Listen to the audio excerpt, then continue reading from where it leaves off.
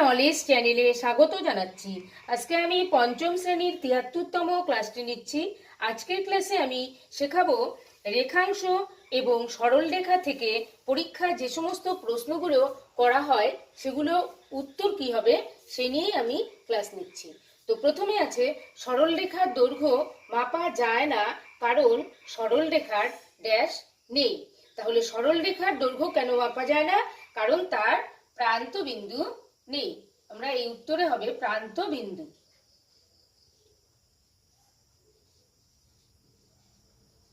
সরলরেখা সবসময় দুদিকেই প্রসারিত হয়, তার কোনো বিন্দু থাকে না, তাই তার নাম হয় সরলরেখা। কিন্তু যখন এই সরলরেখার থেকে কিছু অংশ নিয়ে নেওয়া হয় তখন সেটা হয়ে যায় রেখাংশ। তাই সরলরেখার কিন্তু কোনো আবার রেখাংশের দুটো প্রান্তবিন্দু এখানে একটা এখানে একটা, কিন্তু সরলরেখা কিন্তু দুদিকেই প্রসারিত হয়, তাই এর কোনো প্রান্তবিন্দু নেই। ২ নম্বর প্রশ্ন, সরলরেখাগুলো পরস্পরকে ছেদ করলে তাদের ড্যাশ সরলরেখা বলে। যখন একটি সরলরেখা আরেকটি সরলরেখাকে ছেদ করে তখন তাদেরকে পরস্পর ছেদী সরলরেখা বলে। হবে পরস্পর ছেদী সরলরেখা বলে। এবার আমরা চলে যাচ্ছি ৩ নম্বর প্রশ্ন, দুটি সরলরেখা পরস্পরকে ছেদ না করলে তাদের ড্যাশ সরলরেখা বলে। এটা হয়ে যাবে সমান্তরাল সরলরেখা। সমান্তরাল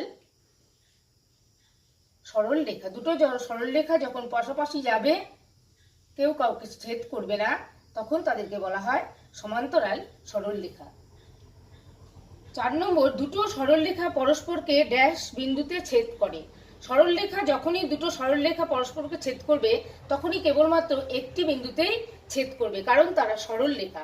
সরলরেখা যখন পরস্পরকে ছেদ করে তখন তারা একটি বিন্দুতেই করবে, কখনোই তারা আর মিলিত হবে না।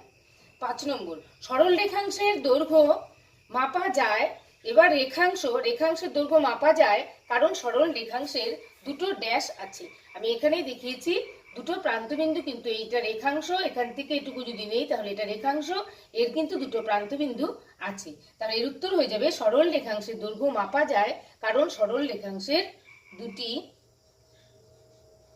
প্রান্তবিন্দু আছে। ৬ নম্বর, সরলরেখার ড্যাশ পরিবর্তন হয় না। এটা হয়ে যাবে দিক।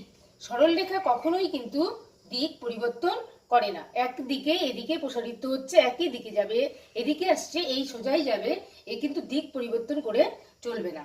৭ নম্বর, রেখাংশের কেবলমাত্র ড্যাশ আছে কিন্তু ড্যাশ ও ড্যাশ নেই।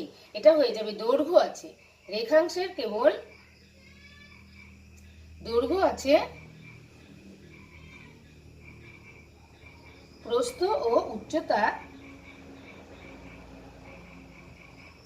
নেই। এই সমস্ত প্রশ্নগুলো পরীক্ষাতে শিশুদেরকে করা হয়, তাই এইগুলো নিয়ে আমি ক্লাস নিয়েছি। পরবর্তীতে ধার এবং বিন্দু সংক্রান্ত যে সমস্ত প্রশ্নগুলো আসে সেগুলো নিয়েই আমি ক্লাস নেব।